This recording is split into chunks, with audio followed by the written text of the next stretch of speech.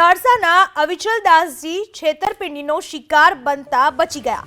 1.5 કરોડની છેતરપિંડીનો શિકાર થતા બચ્યા અવિચલદાસજી।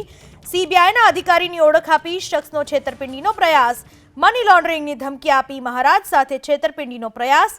પોલીસે સમગ્ર ઘટનાની જાણકારી આપી અવિચલદાસજીએ, જેઓ છેતરપિંડીનો શિકાર બનતા બચી ગયા।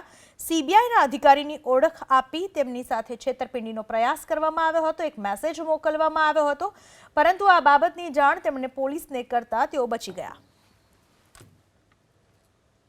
હું એમની વાતમાં વિશ્વાસમાં આવી પણ ગયો અને એમણે મને ખાતાની જે લિંક અથવા વિગત મોકલી એટલે મેં તરત જ મને આઈડિયા આવ્યો કે આ ખાતું ગવર્મેન્ટનું નથી, આ પ્રાઇવેટ પાર્ટીના નામનું ખાતું છે।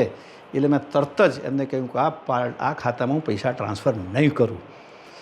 એમણે મને બહુ રીતે સમજાવવા પ્રયત્ન કર્યો, ધમકી પણ આપી કે તમને તરત જ તમે જેવો ફોન મૂકો તરત તમને પોલીસ પકડવા આવશે। મેં કહ્યું કોઈ વાંધો નહીં, ભલે પકડવા આવતી, તમારું નામ બગડશે, આમ છે તેમ થશે, પણ મેં ટ્રસ્ટના મસ્ત થયા વગર એ પૈસા ટ્રાન્સફર નહીં કર્યા અને મારી સંસ્થાના 1.5 થી 2 કરોડ રૂપિયા બચી ગયા।